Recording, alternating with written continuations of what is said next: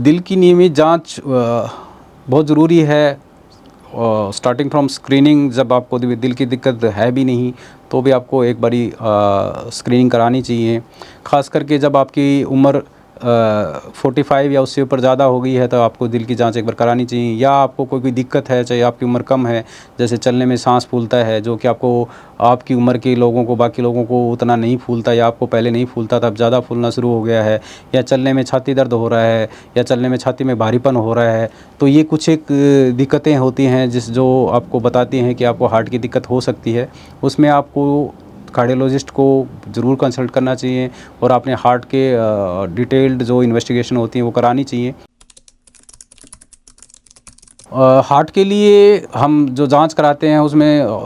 जो बेसिक है, एक ईसीजी है, जो कि एक बहुत ही चीप और इजीली अवेलेबल टेस्ट है, जो कि हमें बहुत ज़्यादा इन्फॉर्मेशन देता है हार्ट के बारे में। ख़ास करके जब हार्ट अटैक आ रखा होता है तो ईसीजी से लगभग 100% डायग्नोसिस बन जाता है कि हार्ट अटैक मरीज़ को आ रखा है। उसके बाद में इको है। ईसीजी में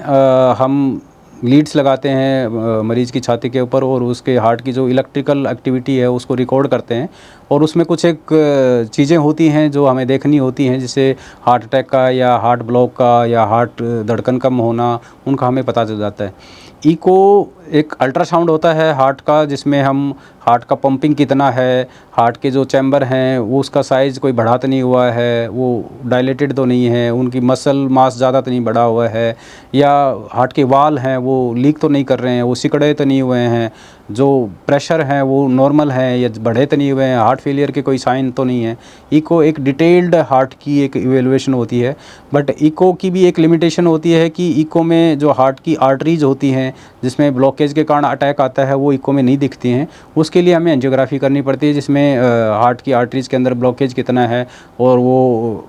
किस आर्टरी में है, किस लेवल पे है और कितना ब्लॉकेज है, वो इको से हमें एंजियोग्राफी से पता चलता है। टीएमटी टेस्ट एक ट्रेडमिल टेस्ट होता है, जिसमें हम ट्रेडमिल पे भागने के लिए बोलते हैं मरीज़ को, और उसमें साथ में ईसीजी हम रिकॉर्ड करते रहते हैं। उसमें अलग अलग स्टेजेस होते हैं, जिसमें स्टेज बाय स्टेज हार्ट के ऊपर लोड बढ़ता है, जिसमें उसकी स्पीड भी बढ़ती है और उसका इंक्लिनेशन है वो भी बढ़ता है, जिसके कारण हार्ट के ऊपर लोड बढ़ता है और उसमें फिर ईसीजी रिकॉर्ड होती जाती है। उसमें बेसिक प्रिंसिपल ये होता है कि जो रेस्टिंग हार्ट होता है उस टाइम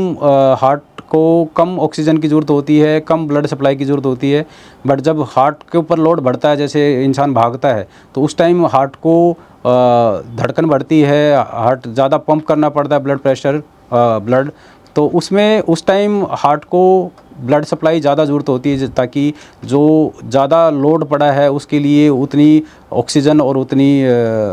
जो खाना पीना वो उसको मिल सके। बट जिस इंसान में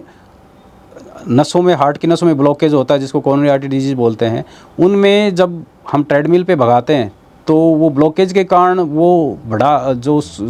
हार्ट को ज़्यादा खून चाहिए वो उनको नहीं मिल पाता है, जिसके कारण ईसीजी में उस टाइम उनके चेंजेज आते हैं, जिससे ये पता चलता है कि मरीज़ को हार्ट की बीमारी हो सकती है, जो कि हम नॉर्मल ईसीजी है या इको है जो कि बिल्कुल नॉर्मल आ सकते हैं। और जब टीएमटी पे भागता है और उसमें अगर हमें दिक्कत आती है तो जो चीज़ें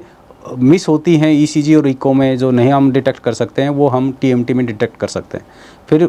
टीएमटी का भी एक लिमिटेशन होता है कि वो भी 100% श्योर नहीं बताती है कि हार्ट की, अगर टीएमटी पॉजिटिव आ गई तो ज़रूरी नहीं है कि उसको हार्ट की दिक्कत ही होगी, या टीएमटी नेगेटिव होगी तो ये भी ज़रूरी नहीं है उसमें हार्ट की दिक्कत आएगी। उसमें भी एक सेंसिटिविटी होती है, 80-85% सेंसिटिविटी होती है, जो कि बताती है कि हाँ हार्ट की दिक्कत हो सकती है और मरीज़ को आगे की इन्वेस्टिगेशन की ज़रूरत है, जो कि एंजियोग्राफी हम करते हैं उसके बाद में।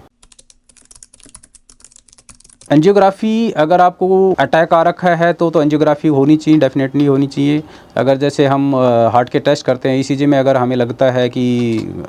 दिक्कत है, या हम इको में हार्ट का पंपिंग कम है, स्पेसिफिक एरिया में कम है, कुछ एक जो नसें सप्लाई एरिया होता है उसमें अगर दिक्कत है, उसमें पंपिंग कम है, तो हमें एंजियोग्राफी करानी चाहिए। अगर हम टीएमटी कराते हैं और टीएमटी पॉजिटिव आता है तो हमें एंजियोग्राफी करानी चाहिए। और अगर हमें जो सिम्टम है, जैसे मैंने बताए हैं कि अर्ली वार्निंग साइंस होते हैं जो